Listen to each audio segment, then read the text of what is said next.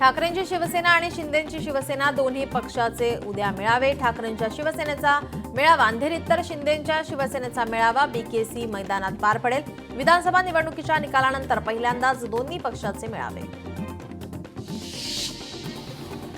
महाराष्ट्रातील मुख्यमंत्री तीर्थ दर्शन योजनेच्या गाड्यांचे वेळापत्रक पुन्हा पुढे ढकलले. उत्तर प्रदेशातील प्रयागराज येथे सुरू असलेल्या कुंभमेळ्याच्या पार्श्वभूमीवर वेळापत्रक पुढे ढकलण्यात आले. राज्यात शीघ्र कृती पथकाची स्थापना. पुण्यात ग्लुएन बॅरे सिंड्रोमचे संशयित रुग्ण आढळल्याने सरकारचं पाऊल. पुण्यात ग्लुएन बॅरे सिंड्रोमचे 24 संशयित रुग्ण आढळले.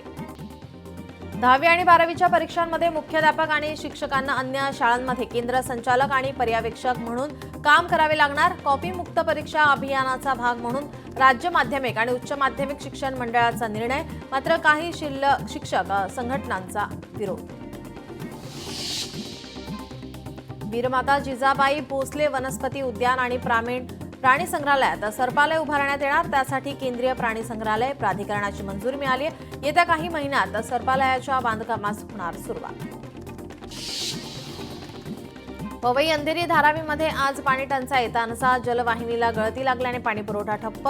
पाणी जपून वापरण्याचं प्रशासनाचं आवाहन. जलवाहिनी दुरुस्तीचं काम वेगानं सुरू. पुण्यात भारती विद्यापीठ आणि आंबेगाव येथे पाणीपुरवठा बंद. पर्वती जलशुद्धीकरण केंद्रातील तळजाई टाकी येथील मुख्य जलवाहिनीचं काम करण्यात येणार असल्याने पाणीपुरवठा बंद.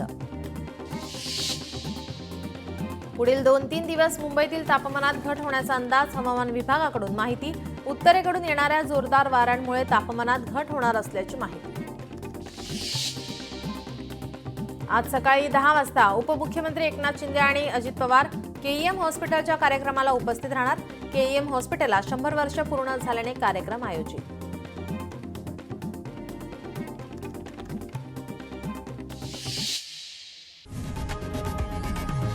लोकशाही मराठी ऐका, पहा, जागरूक रहा.